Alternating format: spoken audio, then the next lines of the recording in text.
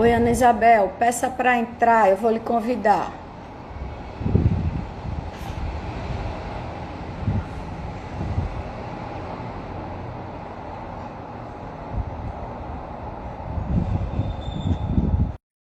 Boa tarde.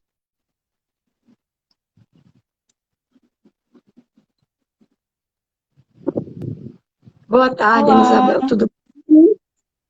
boa tarde, tudo Boa bem? tarde. Tudo bem. Vou esperar só mais um pouquinho para o pessoal ir chegando, certo? Uhum, uhum.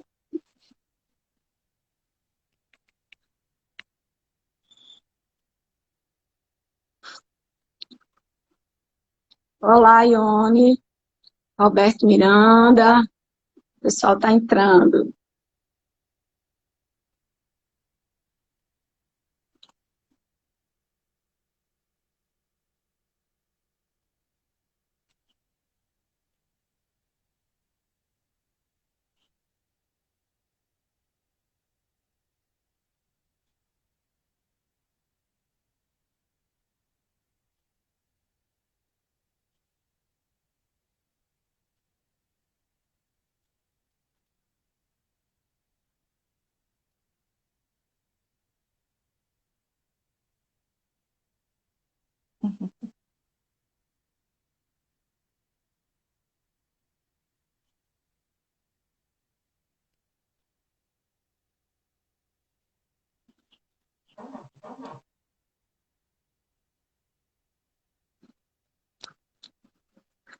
Seja bem-vinda também, Ione está entrando aqui, a nossa conselheira federal.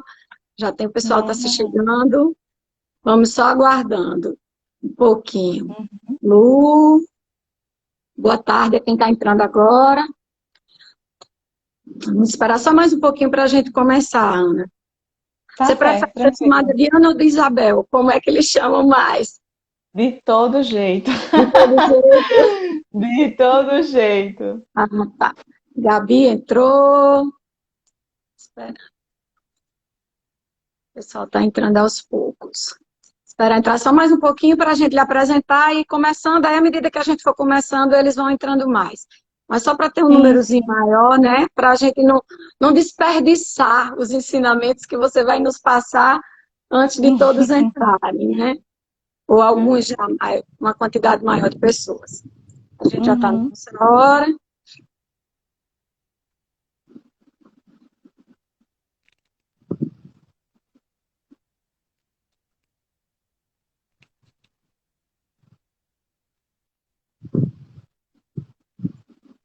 Bem, Ana, vamos começando, a gente vai esquentando os motores, certo? Boa tarde para quem já está aqui, para quem está nos acompanhando.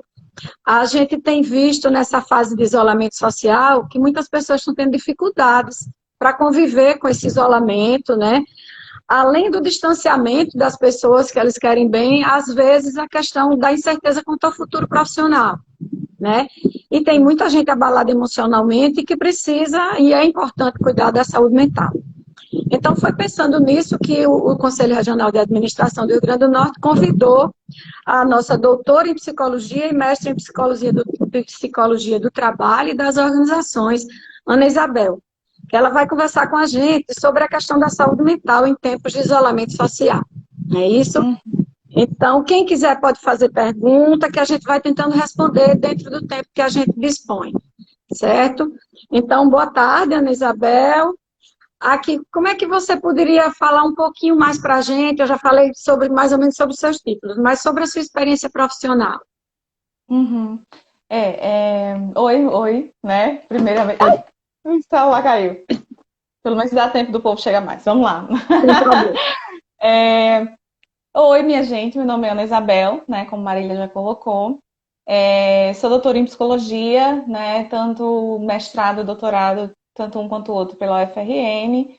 Minha área de atuação sempre foi a saúde mental, sempre desde a graduação, né? E aí imerso em campos de pesquisa relacionada à saúde mental, ou seja, a maneira como a nossa vida ela vai se transformando e ela vai caminhando e a forma como a gente também vai desenvolvendo alguns tipos de sofrimentos, né? Tanto em pesquisa, quanto extensão, quanto prática clínica, né? Também. Então, sou psicóloga e também fui estabelecendo aí algumas pesquisas e inserção no campo da saúde mental especificamente. Eu entrei definitivamente no campo do trabalho, assim, acabei me aproximando mais do campo do trabalho, tanto no mestrado, só que aí no mestrado eu trabalhei muito com equipes da saúde, né? A maneira como um profissional de saúde ele acaba apresentando alguns tipos de sofrimento devido ao cotidiano de trabalho e que isso influencia na forma como ele presta esse trabalho, né? E no doutorado eu trabalhei com agentes penitenciários, então também abordando a questão do trabalho em relação ao sofrimento mental. E aí a gente foi discutindo a maneira como muitas vezes algumas categorias profissionais, né? A gente hoje está vivendo essa época de pandemia, está sendo muito comum chegar para a psicologia, por exemplo, profissionais de saúde, né, ou que estão atolados nesse âmbito do trabalho e na linha de frente diretamente com todo esse cenário caótico da maneira como ele se apresenta, mas também, por exemplo, profissionais que estão com medo de perder o emprego ou acabaram perdendo esse emprego, ficam muito aflitos diante desse futuro. Acredito que muitas pessoas, por exemplo, que têm empresas, muitos microempresários, muitas pessoas que também estão tendo que ter seus comércios fechados ou minimamente limitados devido a esse cenário, acredito que também estão apresentando algum tipo de dificuldade nessa adaptação ou tentativa de uma adaptação a esse mundo absolutamente transformado da maneira como a gente está vivendo hoje. Né? Então, ao longo da minha jornada de pesquisa, de extensão e prática clínica, diretamente, eu fui me aprofundando, então, me aproximando dessa relação entre trabalho e sofrimento mental, né? E aí o pessoal do Conselho de Administração acabou me convidando, né, a partir de Rodrigo, né, a falar um pouco com vocês, né? Na verdade, a proposta, né, Marília, é que isso aqui seja um bate-papo mesmo. Então, Exatamente. quem Até tiver uma dúvida. ajuda para pessoas que estão precisando, né? Que tem alguma Uhum, pergunta, tem alguma dúvida a ser esclarecida. Tem sim, alguma dúvida, alguma coisa a ser esclarecida, a gente está se colocando aqui à disposição, isso. certo? Né? A gente está vivendo um cenário de muitas transformações. O mundo foi pego de surpresa, né? Diante de toda essa pandemia, de tudo isso que está acontecendo aí afora. E isso nos fez perder o mundo que a gente conhecia, né? Toda a vida que a gente conhecia, a gente sabia o que ia acontecer próxima semana, a gente sabia o que ia acontecer próximo mês. Hoje a As gente não incertezas sabe. são muitas, A gente, né? a gente não tem como prever, e isso gera insegurança, isso gera sensação de descontrole, né? E isso acaba reverberando de alguma forma na gente, na maneira como a gente vai tentando reagir. Verdade. E você acha que quais os maiores impactos que essa pandemia está provocando na saúde mental das pessoas? Você tem recebido casos, como é que é o seu trabalho nesse sentido? Uhum. A gente tá, né? Eu esqueci até de falar, eu sou psicóloga clínica, atendo, mas também sou professora do curso de psicologia da UNP e da Uninasal, né? Então, eu faço parte do corpo docente. E aí a gente está vendo, tanto nas clínicas, a gente tem toda uma organização para as clínicas escola também tentarem dar conta. E aí, hoje em dia, de forma remota, né? Não necessariamente ao vivo Presencial. e presencial, mas está acontecendo de forma remota esses atendimentos, né? E a gente está vendo surgir em muitos casos dessa sensação de descontrole, da questão da incerteza, que eu não sei como vai ser o futuro. Em termos de Brasil, a gente acaba juntando, porque hoje a gente está vivendo um Brasil que está praticamente sendo o epicentro da pandemia, né? E aí a gente junta contexto político, político de forma bem geralzona mesmo. Contexto político, que uma hora sai uma notícia, outra hora sai outra. Isso mexe também com a nossa sensação, Verdade. minimamente com a nossa estabilidade, ou pelo menos de alguma forma essa estabilidade que a gente deseja, né? E isso mexe muito com a gente. Isso faz com que as pessoas, por exemplo, estejam surgindo com mais sintomas de ansiedade, dificuldade de dormir, algumas pessoas intensificando o consumo de alguma substância, seja o álcool, muitas vezes, né, ou até o próprio cigarro, comportamentos compulsivos, por exemplo, seja na comida, no jogo. Então, assim, vários sintomas estão surgindo em maior proporção, digamos assim, que aí a gente acredita que é em detrimento de todas essas transformações, e aí vai numa tentativa minimamente da pessoa conseguir lidar com esse cenário, né? Certo. Ana, e você falou em sintoma. Quais são os principais sintomas assim que já servem de alerta, certo? Você Uhum. falou essa ansiedade, essa compulsão. Deixa eu só registrar aqui um parênteses. A entrada do ele já foi conselheiro do CRA, Kleber. O Júlio Rezende também já foi nosso presidente e Flávio Emílio também, que é nosso, sempre tá junto da gente nos nossos eventos. Mas aí voltando, essa questão dos sintomas, você falou alguma coisa, mas quais são os alertas? Vamos lá. A gente pode dizer, assim, é difícil para a psicologia dizer normal e anormal, porque na verdade o conceito de Sim. normalidade ele é inventado, né? Não existe normalidade, existe o que acontece na maioria, digamos assim. Mas esse normal como certo e anormal como errado é algo que a gente tenta desconstruir, né? Seria só o Mas o alerta, que né? é um alerta no sentido de, eu estou com dificuldade de dormir. Por que que eu estou com dificuldade de dormir? Isso aconteceu só uma vez, quando eu vi muita notícia? Ou isso aconteceu, ou isso está acontecendo agora porque eu estou com medo de perder o emprego, ou porque eu não tenho certeza sobre a minha renda, ou eu tenho algum parente. Quer dizer, a gente tem que parar para pensar um pouco, é o que eu sugiro para as pessoas fazerem. Tenta pensar um pouco por que que você está apresentando esse sintoma. Então, insônia por insônia, não dá nem para a gente dizer que, assim, de fora, que é algo que já diga para a pessoa chamar, por exemplo, recorrer a alguma ajuda. Mas, se você sente que esses sintomas, esses sinais, como eu tinha dito, e aqui são só alguns exemplos, mas, por exemplo, você está se sentindo muito nervoso, está com dificuldade de dormir, você tem dificuldade de relaxar, você está sempre pensando demais no futuro e isso vai lhe causando falta de ar, isso faz com que você tenha taquicardia, se em algum momento você sente que você sozinho não consegue se acalmar, que você não consegue entender de onde vem, por que está acontecendo agora, aí a gente sugere para pensar em buscar ajuda, né? Por quê? Porque naturalmente a gente também não dá para fingir que nada está acontecendo. Então, sim, a gente pode se sentir nervoso, a gente pode sim ter dificuldade de dormir, a gente pode ter dificuldade de se alimentar devidamente, a gente estava acostumado com uma vida que hoje a gente não tem mais. E, sinceramente, eu sempre digo isso, as pessoas ficam meio assim, né? A gente não vai ter a vida que a gente tinha antes, porque o É mundo a se questão do novo transformou, normal, né? A questão do né? novo normal. Né? Exatamente. O mundo ele se transformou. Por mais que se flexibilize as normas do distanciamento social, vai demorar muito ainda para a gente ter aquele cenário que a gente tinha antes. Então, não dá também para a gente ficar preso, não, quando tudo voltar ao normal. Né? Aí a gente cai numa lógica de negação. Né? A gente está negando o que está acontecendo. Então, se você sente que você não está conseguindo lidar com essas transformações, né? Se isso está lhe causando sofrimento, se isso está influenciando na sua vida, no seu trabalho, nas suas relações familiares, se isso está fazendo com que você sofra diante desses sintomas, aí a gente sugere para que sim busque ajuda, né? E aí são várias vias de ajuda, várias formas de se buscar ajuda, não necessariamente ajuda profissional de um psicólogo ou psiquiatra, mas de repente compartilhar isso com alguém. Existe aí a chamada de vídeo, existem as lives, existem. Hoje em dia, ainda bem que a tecnologia está aí para conseguir fazer com que a gente se sinta menos isolado, né? Tá Então, ajudando existem um outras formas bocado, da né? gente conseguir lidar com isso também, né?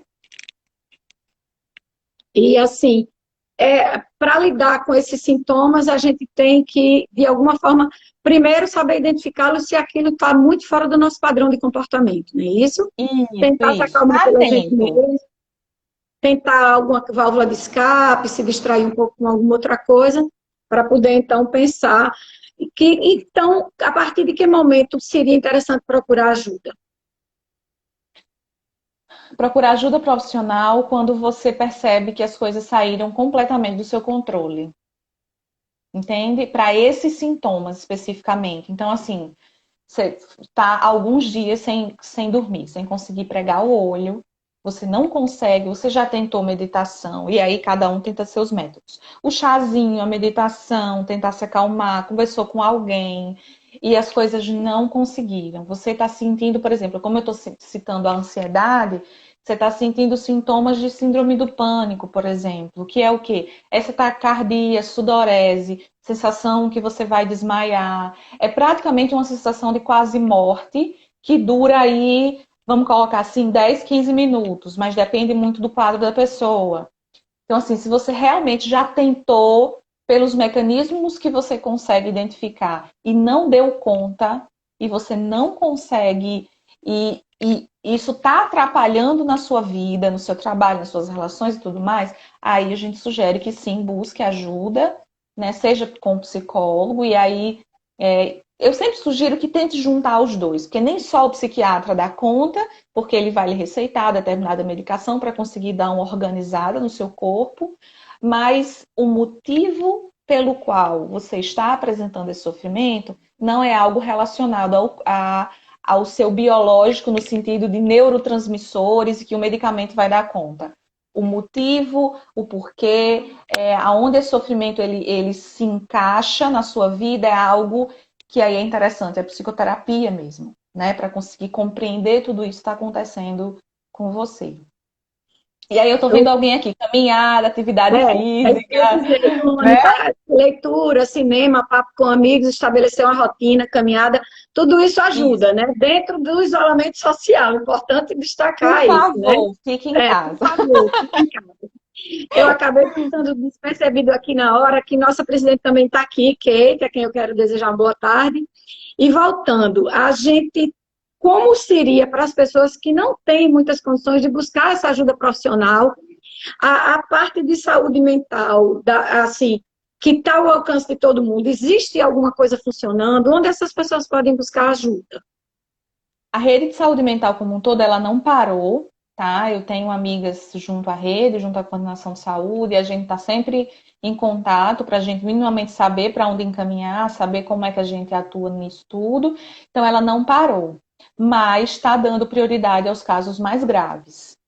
Tá? Os CAPs, por exemplo, que são Centros de Atenção Psicossocial, serviços especializados em saúde mental, eles estão funcionando, mas eles estão focando nos casos mais graves. Então, casos, por exemplo, de surtos, casos de tentativa de suicídio, né? Casos mais graves. Os casos menos graves, a rede em si, ela tenta se organizar para conseguir dar conta minimamente. Hoje, ainda bem que a gente tem hoje em Natal 5 cursos de psicologia, né? Aí, enquanto docente, a gente consegue enxergar isso. A maneira como os serviços de escola, a maneira como as universidades estão também atuando para ofertar esse tipo de cuidado também de forma remota. É algo importante, é algo interessante. Hoje em dia, já faz um tempo, que tem aí a psicologia nos planos de saúde. Então, para quem tem plano de saúde, é também uma possibilidade, dá para buscar a psicologia a partir do plano. Quem não tem, existem diversos psicólogos que atendem por valor social, que a gente fala. Né? Ou seja, não atende pelo valor cheio, depende de cada psicólogo, isso não é norma, mas geralmente alguns psicólogos eles têm ali um percentual dos clientes que atende e delimita a questão do valor social. Também é outra possibilidade. Né? Então, assim, a ideia é que a gente consiga minimamente saber, por exemplo, o território da pessoa, quais são os serviços que estão ali disponíveis e buscar ver se tem algum tipo de contato com os serviços de escola.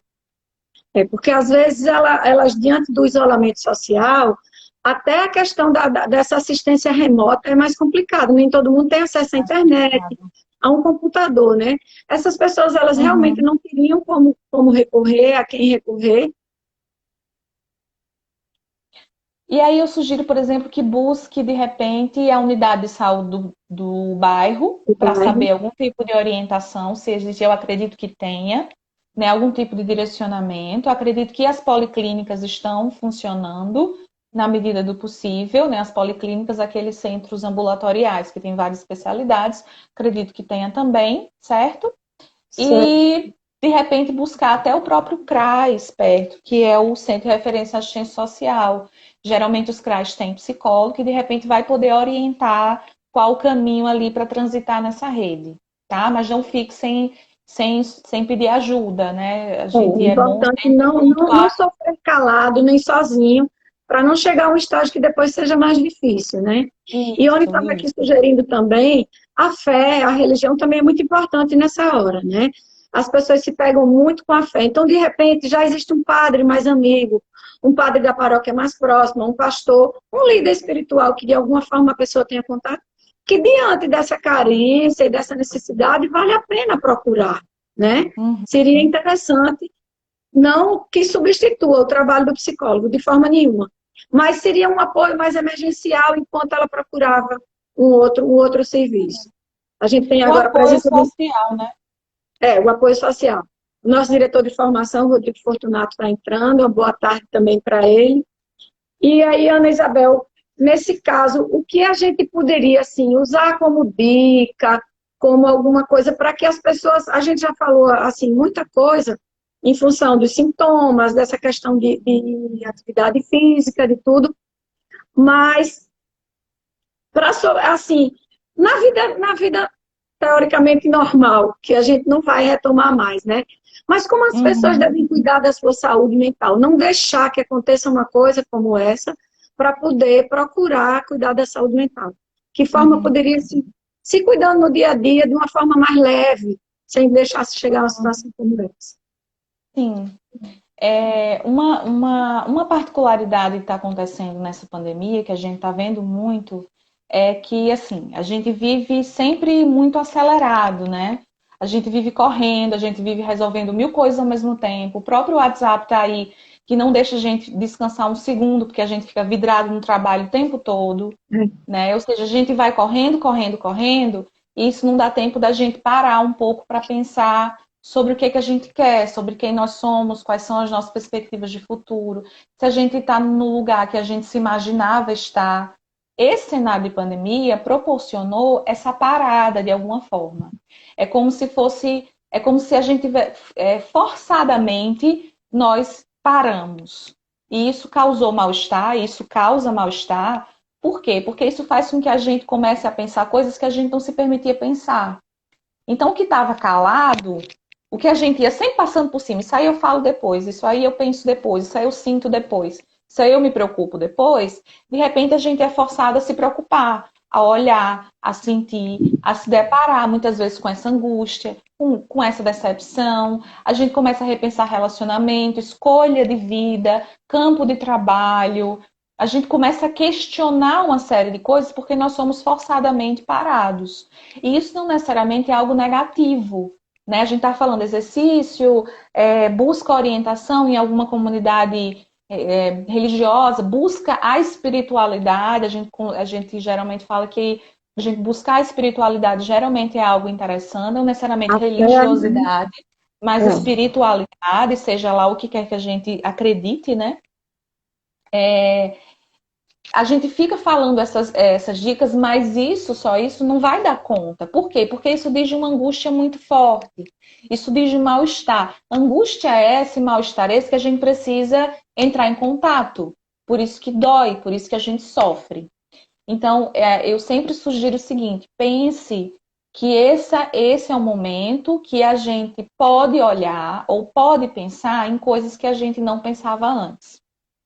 E aí, a ideia é que a gente esteja mais atento a nós mesmos, percebendo, por exemplo, o que é que me faz bem, o que é que me dá ânimo para acordar de manhã. Por exemplo, eu estou vendo muitas pessoas falando assim: monte um projeto, aproveite esse processo, esse momento de distanciamento social e monte um projeto, seja proativo, crie, inove. É interessante, evidentemente, para você que deseja fazer o projeto. Mas para alguém que não quer, para alguém que está cansado, para alguém que não tem condições, isso soa como uma imposição. Olha, se você não estiver montando o projeto, você é fracassado. E isso piora a Existe condição essa dessa pessoa. cobrança que por estar Em casa, você tem que estar fazendo 300 mil coisas, não só cuidando da casa, como profissionalmente, tudo. E você vê as pessoas se mostrando muita coisa, e você diz, eu estou fazendo tudo isso, né? Eu acho que isso Isso, também funciona como uma exatamente. cobrança, né, para as pessoas. Exatamente. E aí, qual é a ideia? A gente não tem que fazer nada. Se for para fazer, a gente faz porque a gente quer fazer. A gente deseja, faz sentido para mim, de repente, começar uma coisa que eu nunca fiz. Mas se não, se eu estiver cansada, eu posso ficar cansada, eu posso ficar triste, eu posso chorar, eu posso xingar o governo, seja lá qualquer governo que seja. Eu posso ficar chateada, eu posso ficar com raiva. Então, assim, muitas pessoas, por exemplo, dizem: ah, mas olha, eu nem sequer consumo mais informação, eu nem mais assisto o jornal. E é interessante a gente falar aqui: a gente precisa consumir informação, A a gente tem gente que saber o que precisa anda saber das acontecendo, né? coisas. É. Exatamente. Agora, filtrar informação é importante. Por exemplo, corra de notícia de WhatsApp. Para que notícia de WhatsApp, minha gente? Hoje em dia tem internet. Você vai no site da Organização Mundial de Saúde, você vai no site confiar, você vai ler uma pesquisa, você vai ver notícias que você consegue confiar. Então, isso, querendo ou não, isso deixa a gente mais seguro, porque a gente está consumindo uma notícia, uma previsão, enfim, uma proposta que foi feita, que a gente consegue confiar naquilo. Então, isso nos assegura de alguma forma.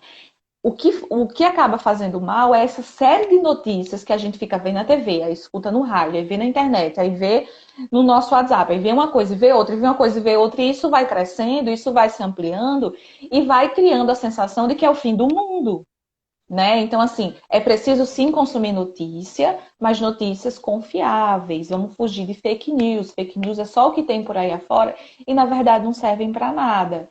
Então, esses tipos de cuidado talvez seja interessante que a gente tenha. Cuidado com o que a gente consome, cuidado com a maneira como a gente se enxerga, prestar atenção nessa falta de sono, nessa falta de apetite, ou então apetite demais, nessa impulsividade por fazer compras, as pessoas andam fazendo muitas compras online, né? Então também ter cuidado com essas compras desenfreadas, porque também, querendo ou não, é uma forma de meio que fugir da notícia, meio que, enfim, aí tem todo um Se processo de conflito. compensar de forma errada, né? Que alguns usam isso como compensação, né? Isso, exatamente, né?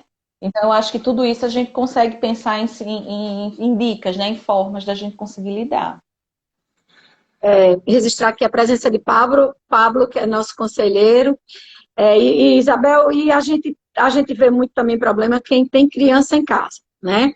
Se a criança é Uhum. muito pequena, ela não tem muito para onde correr, principalmente quem mora em apartamento, e fica naquele negócio de acumula muita energia. Mas aí você ainda lida mais com a questão física da criança.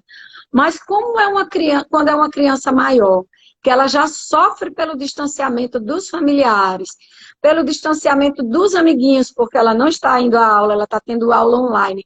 Como que os pais podem administrar isso? Geralmente eu vejo muitos colegas dando dicas de rotina. Então, criar uma rotina, manter uma rotina, pelo menos as escolas particulares. Seria bom se as públicas também estivessem fazendo isso, né? Mas as escolas particulares, elas estão mantendo as aulas de forma remota.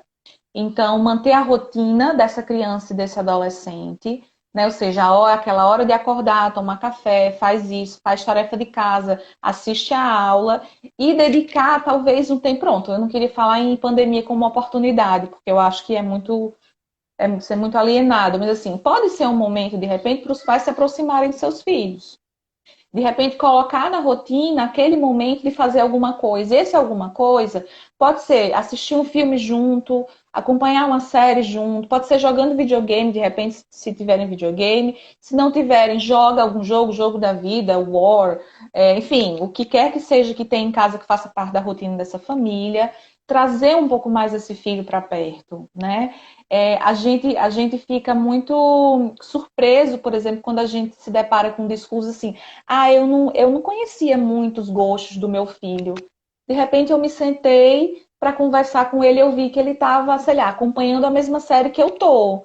Ou então ele tem o mesmo gosto de livros que eu tenho. Ou então ele pensa, sei lá, o cenário político da forma como eu penso.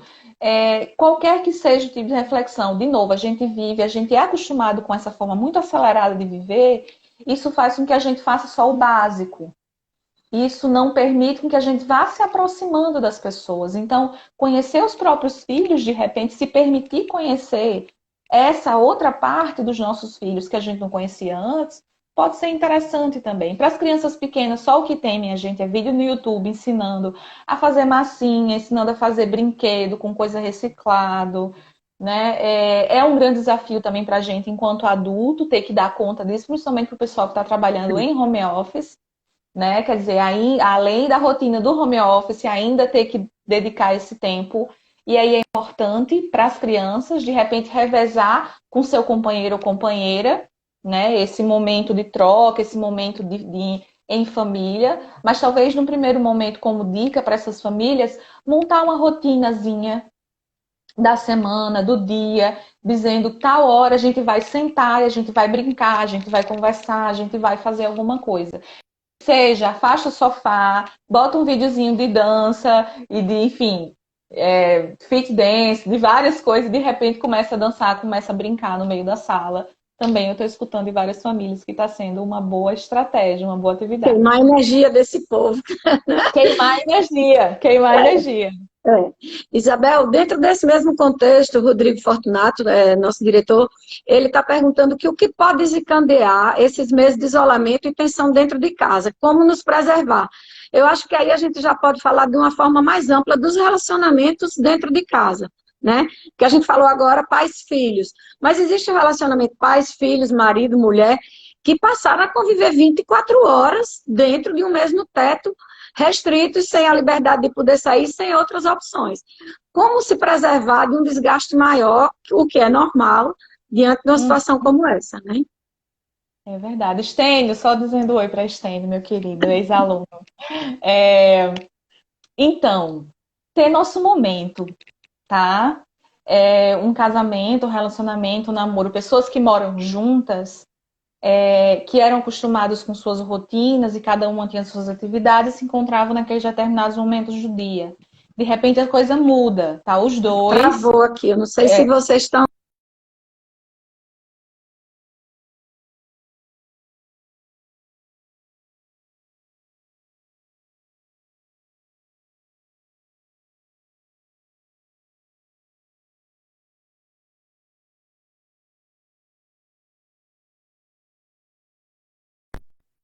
Alguém pode me dizer se está funcionando normalmente?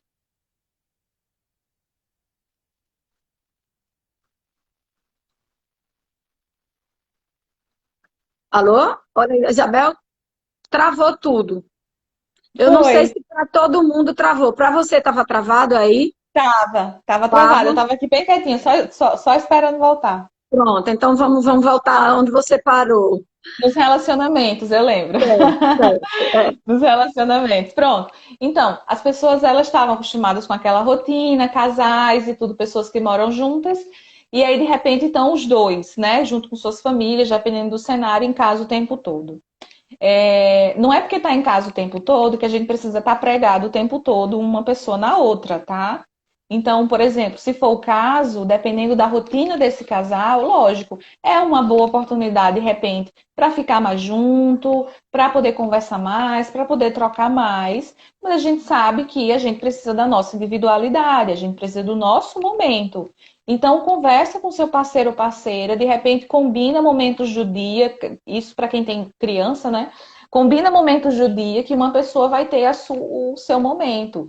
E aí, nem que seja trancado no quarto, nem que seja, se morar em condomínio, descer para, enfim, correr dentro do condomínio, assistir um filme sozinho, ler um livro sozinho. Então, assim, a ideia, talvez agora, seja chegar num acordo de como reorganizar essa rotina. Para nem ficar tão sozinhos, tão isolados um do outro, nem absolutamente grudados um no outro, porque também isso pode acabar gerando conflitos, né? A gente está escutando que alguns relacionamentos estão entrando num certo conflito por causa dessa convivência, né? O tempo todo, 24 horas por dia. Então, talvez seja o momento de sentar e chegar no novo acordo. Olha, eu preciso, por exemplo, eu quero, à noite eu preciso ter aquele momento para mim, porque eu preciso parar para pensar, eu preciso fazer minhas coisas. Tá, então tal hora eu pego esse momento para mim.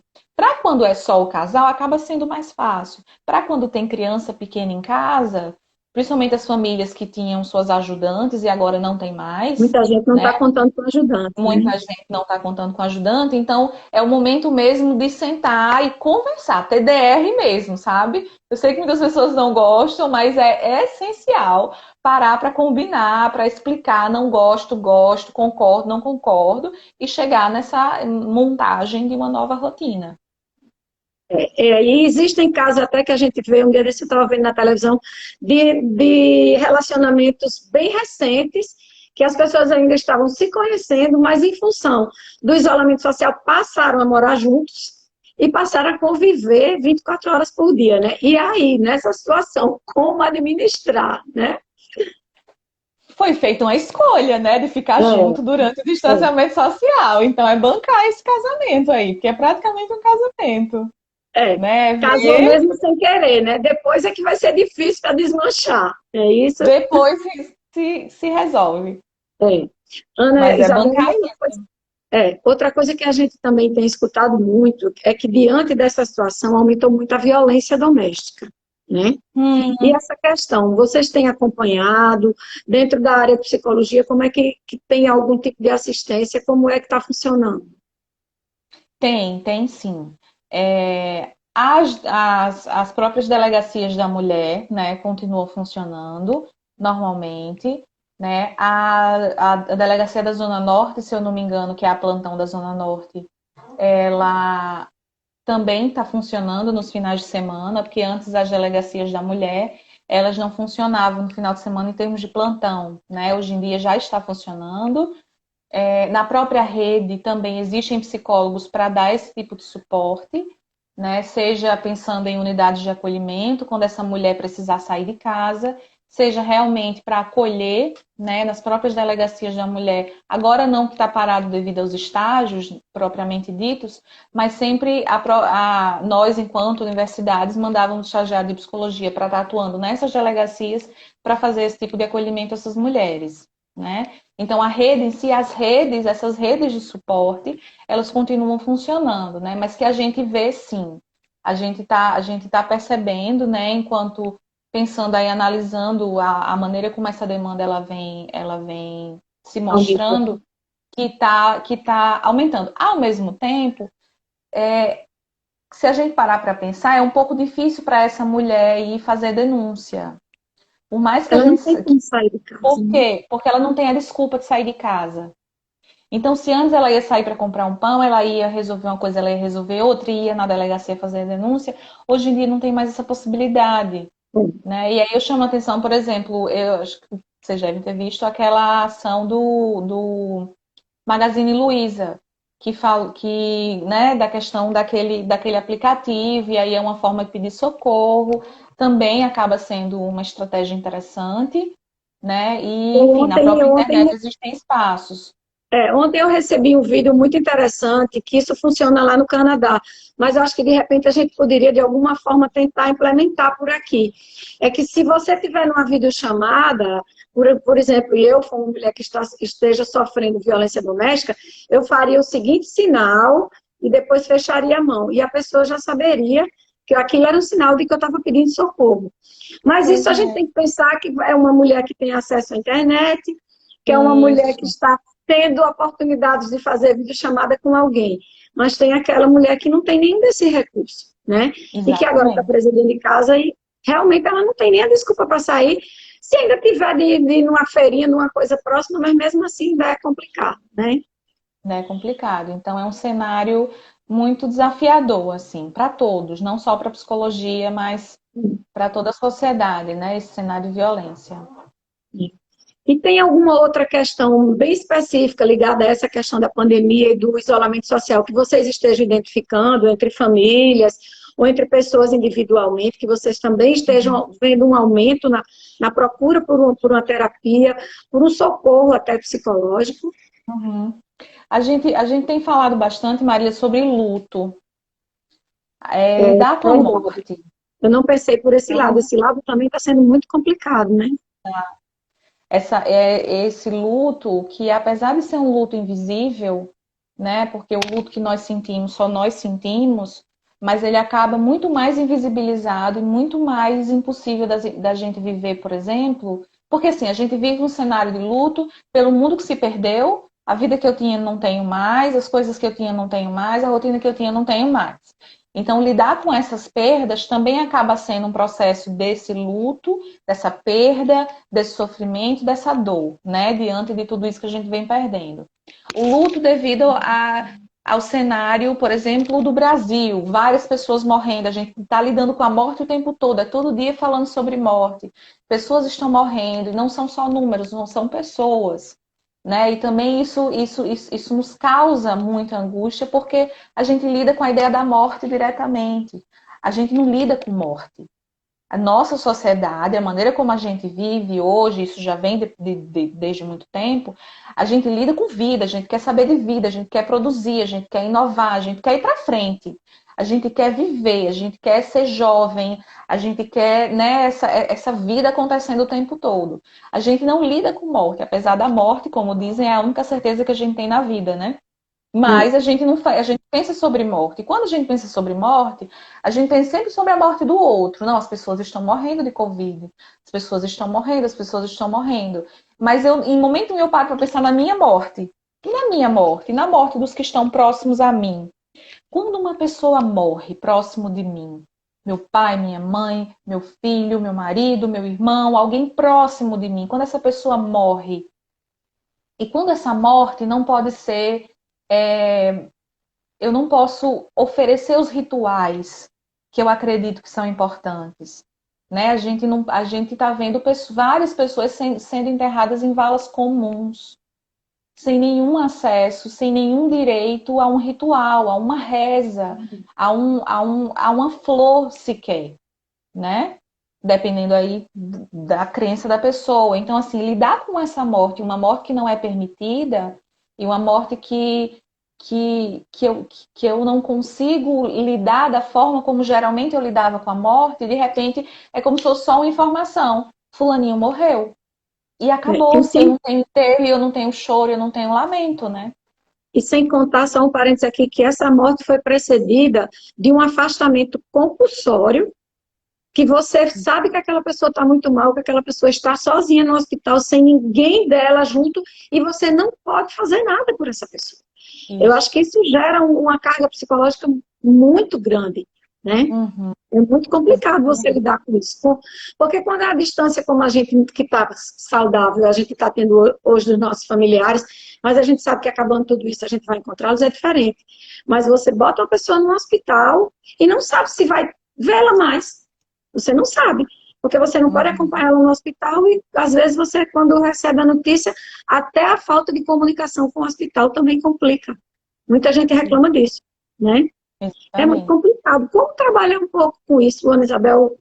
Você deve estar recebendo muita demanda nesse sentido, não? Sim, sim. É, é difícil trabalhar com luto porque isso diz é o ritmo da pessoa. O luto é um movimento até natural, sabe? Se eu posso dizer assim, é um sofrimento. O luto, uma grande professora costumava falar, né? Eu estava vendo um dia desse, revendo uma aula dela, um dia desse, ela disse que o luto é como se fosse a dor do luto, é como se fosse um espinho na carne. Então é aquela dor que você carrega o tempo todo. Então ali é a dor da perda, é a dor do luto, é a dor que você fica carregando por aquela pessoa que você morreu, que você não tem mais, que você perdeu, né? Só que existe também o sofrimento. O sofrimento, por exemplo, que vem acompanhado de pensamentos: por que eu? Por que meu filho? Por que isso aconteceu comigo? Por que que as autoridades não disponibilizaram um respirador?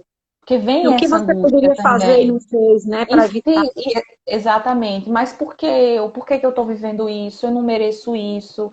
Por que que justamente agora? Então, assim, vem todo esse sofrimento que é como se fosse um lamento diante dessa dor. da dor da perda. Então, a psicologia, ela se propõe a acompanhar esse processo de dor, acompanhar esse processo de sofrimento, porque a gente também não pode chegar para a pessoa e dizer não chore, não sofra, porque a pessoa precisa chorar, ela precisa Faz bem viver para esse ela, luto, né? faz bem, né? Não é à toa, por exemplo, que muitas mães que perdem seus filhos, quando chega alguém e diz assim, não fique assim não, não chore não, você vai ter outros filhos, ou então, olha, você tem outros filhos, você tem toda uma vida pela frente, a mãe fica muito chateada, porque a Revolve. dor da perda do filho é a única coisa que sobrou dele. E ela diz isso. A dor da perda do meu filho, o momento que eu choro, o momento que eu lamento a dor da perda, de ter perdido o meu filho, é parte dele em mim. Então eu quero essa dor. Essa dor é importante para mim. Essa dor significa que ele viveu, que ele foi meu filho, que ele foi real, entendeu? Então, assim, lidar com morte, lidar com luto, não é simplesmente a gente impor que a pessoa não sofra. Então, vamos buscar formas de você não sofrer. A pessoa vai sofrer, ela vai chorar, vai doer para sempre. Entende? A questão é como essa pessoa, aos poucos, ela vai conseguindo pensar em projetos, porque a vida dela continua. A vida daquele ente amado acabou, né? Ele morreu. Mas a vida dessa pessoa que sobreviveu, que está aqui, continua. Então, aos poucos, ela vai sabendo, ela vai encontrando o próprio caminho de conseguir viver essa dor, de conseguir viver esse lamento, porque é importante, mas continuar a vida vivendo a partir dos próprios projetos, né? Então, o nosso papel, a gente se enxerga muito como aquele profissional que vai acompanhar, que vai, de alguma forma, visibilizar esse sofrimento e torná-lo real, minimamente, porque a gente está ali escutando, a gente está naquele processo junto à pessoa, tá? Então não julgue, não peça para a pessoa ficar bem, a vida não, as coisas não vão ficar tudo bem no final, a gente não tem como dizer isso, né? Respeite, porque é um sofrimento importante e real. Cada um enxerga de uma forma, né? Aqui tá, as várias pessoas estão manifestando exatamente essa opinião, que cada um tem a sua forma de sentir a dor e de conviver com ela, e de tentar amenizar ou de tentar superar em algum momento, né? Mas Uhum. não vai ser pela palavra do outro, porque o outro está dizendo, principalmente Isso, quando é o caso de uma mãe que perde um filho, né? É muito complicado. E a gente tem, isso. se alguém quiser fazer alguma pergunta, a gente também está aberto para perguntas. Eu estava me lembrando daquela questão que a gente falou da família, e quando você deu as sugestões de atividades para fazer com as crianças, eu lembrei que nesse momento também tem muita criança cada vez mais utilizando as telas. Hum, Em algumas vezes, por necessidades dos pais, porque às vezes os pais precisam trabalhar, como a gente sim, mencionou, na questão do fazer o home office, e ter a criança e não ter quem fique, não sendo uma criança muito pequena, e algumas vezes, porque em algum momento é um lazer que eles podem oferecer para aquela criança, né? sim. Então, qual seria uma forma de a gente administrar isso de uma forma saudável? Porque quando acabar isso, as crianças, muitas delas vão estar, como diríamos, viciadas na questão das telas, seriam nos videogames, nos vídeos de YouTube ou coisa semelhante, né? Uhum, uhum. As telas são necessárias, tá, minha gente? Hoje em dia não tem como a gente simplesmente dizer que a criança não vai usar, ou ela não vai ver vídeo, ou ela não vai jogar videogame, porque também a situação já está tão sofrida e a gente de repente vai tirar isso da criança e do adolescente, né? É até cruel, né? Dependendo, porque isso acaba, já vinha fazendo parte da rotina, tá? A questão é, não dá para exagerar. Então, por exemplo, a gente pode pensar no estabelecimento de um tempo. Dizer, tá, vai usar. Mas vamos pensar assim, em tanto tempo, sei lá, 1 hora, 2 horas, meia hora, dependendo da idade da criança e do que a criança tem também para fazer. Para a gente restringir o tempo de tela, a gente precisa ter em mente outras atividades. Então, não dá simplesmente para dizer não vai ver filme, não vai ver YouTube, não vai jogar videogame e vai ficar sem fazer nada, né? Não que sem fazer nada seja algo ruim O ócio, o não ter nada o que fazer, é algo bem interessante até para despertar a criatividade. Mas chegue com uma proposta para esse filho, para esse adolescente, essa criança. Seja uma proposta de montar um projeto, de montar uma casinha, de pintar, de colar, de escrever. Então, pense em alguma coisa, né, que se adeque à realidade do seu filho e ofereça a possibilidade. Entende? Porque muitas vezes nós adultos, a gente fica muito assim, olha, não pode a tela. Tá, mas a criança vai fazer o quê? Então, para Vamos ele largar dizer ela e que vamos não fazer faça, isso, aí já vai com outra coisa, né? vamos lá ofertar alguma coisa. Hoje em dia existem pessoas vendendo e tipo entregando brinquedos, chamados brinquedos educativos, Educativo. né? Brinquedos de você montar, de você pensar em algo e tudo de repente pode ser uma possibilidade. Ou então aprender alguma coisa se for um adolescente, por exemplo. Ah, ele sempre quis aprender o quê? A tocar violão? Então vamos lá, tem como arrumar algum violão? Hoje em dia só o que tem aula no YouTube. Então ele vai estar diante da tela, mas vai estar aprendendo alguma coisa.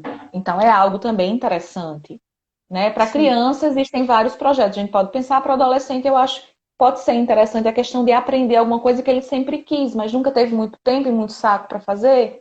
E aí Seria de uma repente ele consegue oportunidade. aprender. É. Isso. Ana, tem aqui uma solicitação de Ana Késia. A gente falou no início sobre a questão da ansiedade, né? E ela disse que pede para você falar como lidar com a ansiedade nesse momento, quando a gente apresenta aquele nó na garganta, certo? Hum, o nó na garganta. É bem É, comum, né? Essa sensação bem mesmo. característico. É, Uhum. Eu perguntaria o que é que está preso nessa garganta. Se acho tem que um o nó nessa momento, garganta. a Não, situação, né? entendo. Eu compreendo, mas assim, a gente já ultrapassou aquela lógica cartesiana há um tempo, tá? A mente não é separada de corpo. Lembra das aulinhas de filosofia? Mente não é separada de corpo, tá? Descartes falava que mente e corpo eram separados. Hoje em dia a gente já desconstruiu isso tudo.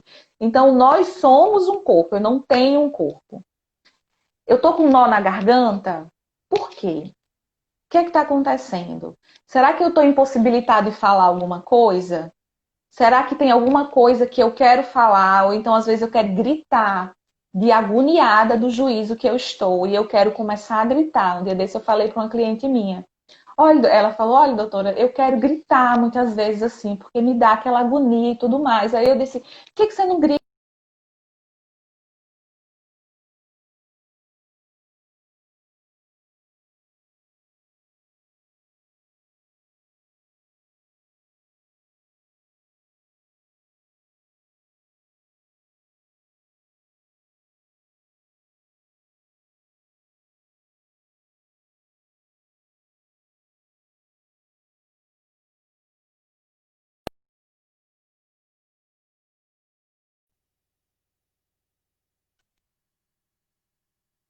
Oi, travou.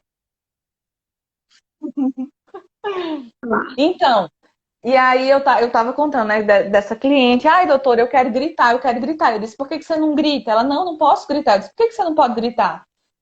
Escolhe um momento, coloca uma música bem alta, se for o caso, se você não quiser que de repente o vizinho ache que tem alguém morrendo, bota uma música bem alta e grita, né? Por quê? Porque é um momento da gente começar a pensar no que a gente precisa fazer. Esse nó na garganta, esse aperto no peito, tem gente que sente um aperto no peito, aperto assim no peito e nas costas, como se tivesse uma prensa imprensando o corpo da pessoa. Então, isso a gente sente no corpo porque a gente está se sentindo enclausurado, a gente está se sentindo angustiado, a gente está se sentindo apertado, torturado. E aí a ideia é entender por quê, o que é que eu não consigo falar, o que é que eu não consigo gritar, por que que minha voz ela está sendo calada, para começar a pensar sobre isso. E aí tenta gritar, tenta cantar, tenta encontrar alguma forma que você já usou antes, que você relaxe. Então, assim, é aquela dica que a gente falou no começo. Você se conhece melhor do que qualquer outra pessoa no universo inteiro.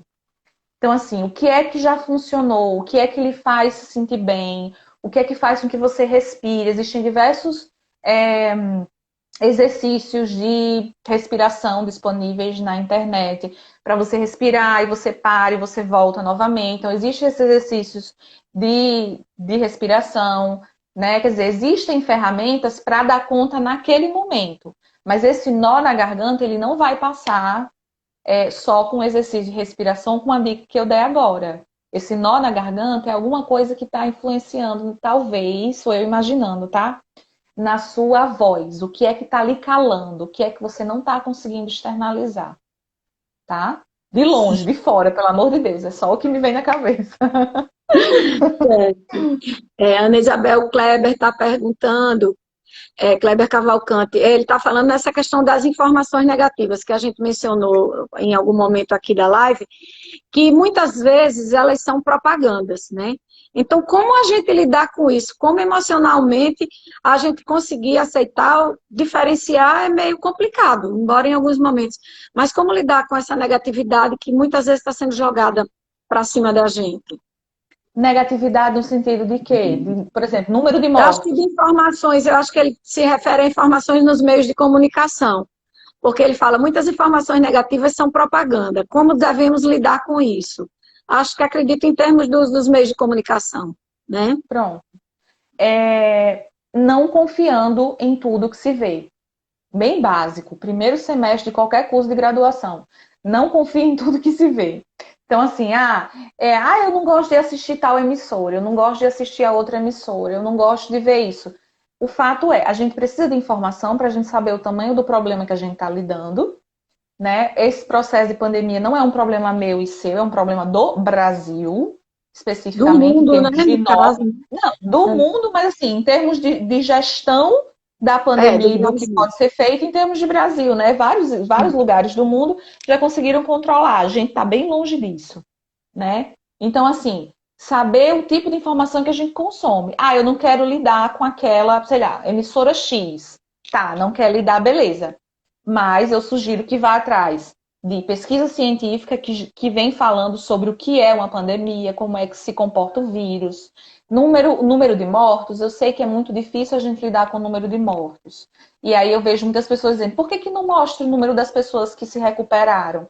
Porque o número das pessoas que se recuperaram não ajuda a fazer política pública. O que ajuda a fazer política pública e pensar no que é que deve ser feito é saber o número de mortos. Mas eu concordo. Eu fico vendo o tempo todo. Não vê o tempo todo.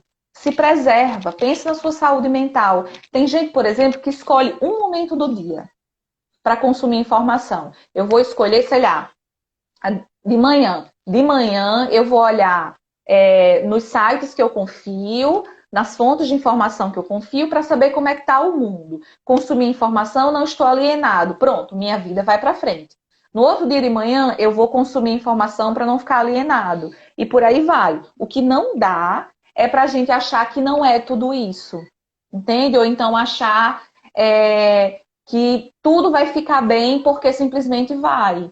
Né? A gente precisa ser realista. Por quê? Porque de alguma forma, nos confrontando com a informação, a gente consegue se preparar emocionalmente, consegue entender? A gente consegue ter dimensão do problema, e isso faz com que a gente fique mais preparado para o que vem à frente, entende? No entanto, eu entendo algumas pessoas que têm um comportamento bem de negação, dizer que não é assim, tudo vai ficar bem e tudo mais, porque é uma forma da pessoa se confortar. Só que isso, de alguma forma, também é se alienar, né? Então, cuidado com a informação e buscar informação de qualidade, que você confie, né? Informações baseadas em evidências, vamos colocar assim, a partir da ciência. Verdade. Uma coisa é evitar fake news, que a gente tem que bater muito nisso, não só para você consumir, mas você não propagar. Isso é muito importante. Não propagar fake news. Porque as pessoas, na ânsia, às vezes, de se informarem ou de passar a informação para alguém, elas acham que estão contribuindo com isso. Mas era tão bom se todo mundo pudesse dar uma checadinha sempre que recebesse alguma informação. Vamos entrar na internet, tem alguns sites que colocam o que é verdade e o que não é, né? Então, Ana, a gente está terminando aqui, estamos bem pertinho. Eu queria ver, assim, quais são as últimas coisas que você queria deixar, quais são as últimas dicas que você queria passar para a gente, certo? Gente, se cuidem, tá? Se você sentir que não está conseguindo